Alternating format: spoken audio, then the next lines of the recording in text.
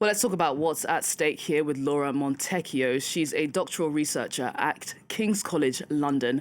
Laura, thanks so much for joining us on the programme. So we know Meloni is going to Washington to get some clarity first and foremost on what exactly President Trump wants. Is she likely to get that?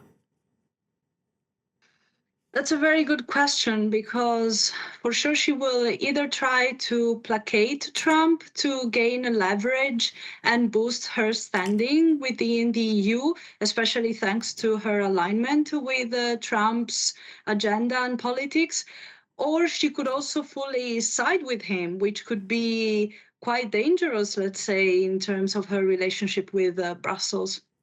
Well, tell us a little bit about what Trump exactly wants here. I mean, EU trade negotiators say they still don't know what the US's demands are. Do you have any idea on what those are?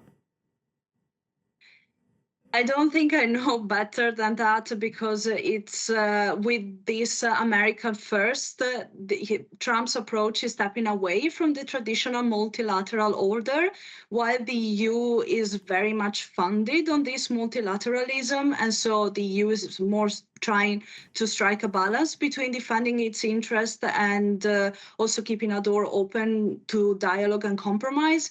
Maybe Trump here, I think, is still trying to show his interest for the EU because probably he knows that he cannot completely put the EU on the side, but trying to do it probably from an ideological perspective with Meloni. Now, Meloni is obviously going to Washington on her own. It does beg the question, is she acting solely in Italy's interests or the EU as a whole? No, I think she is trying, in a way, she's trying to do both because she wants to display her growing and key influence on the international stage. But I also think she wants to pave the way for dialogue with von der Leyen. So I would say both, definitely. Well, Meloni has been described as the chosen one, so to speak, because she is one of the few European leaders who still has a close relationship with Trump. Talk to us about the rapport the two share, not only on a social level, but also an ideological one. Ideologically, they're quite close, although I would say that Trump is much more going on the extreme side of the far right, while I would say that Meloni has considerably moderated her approach. I would say that that is more because Meloni operates within the EU, so not only from an international perspective, but internationally she cannot really do whatever she wants. She has to respond to Brussels and Brussels demands, while Trump is in a slightly different position, and so he's definitely gone in a much more extreme way, especially in the way that the language that he uses and the policies that he has been promoting. But at the same time, they are two far-right leaders, and their relationship with democracy is somehow in a gray zone. Although I would say that Meloni supports much more democratic principles than Trump is showing at the moment. We've also had reports that Meloni is said to have had very clear conversations with Ursula von der Leyen, the EU Commission President, ahead of this meeting in Washington to discuss some sort of game plan. What were the two likely to have said to each other, do you think? I would say that they're trying to find a compromise with the US. At the same time, it is sure that it has been quite a rude awakening for EU member in terms of its relationship with the US, not only in terms for the tariffs, but also in terms of security.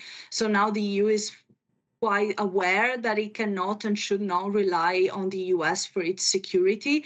So probably Meloni and von der Leyen are talking about this and trying to find a compromise, but at the same time, maybe trying to find a way to develop themselves as EU force in terms of defending themselves and finding other ways to sustain themselves.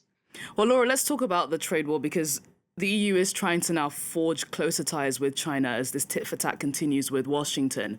But Meloni does share the same sort of suspicion that the US has for China, doesn't she? She sees it as a strategic rival of the West. Yes, and it's quite interesting because I insist really on the fact that I think EU wants to keep the door open for dialogue and compromise. But and also we're not seeing such a firm discourse that, for example, we have seen with Canada, in which basically they said that the relationship with the US is over. So I think China is a bit in the middle here, and I'm not really sure how they intend to continue with that, but the US. The US and the EU at the same time really have to play quite strategically with China right now. Well, the other big news of the day is the fact that the US's top diplomat, Marco Rubio, is in Paris to speak to European leaders about the war in Ukraine. Will that also be a topic during this meeting between Giorgia Meloni and Donald Trump today, do you think? I would say so, definitely, because the choice of France isn't accidental, with Macron, who has been positioning himself as a key European leader.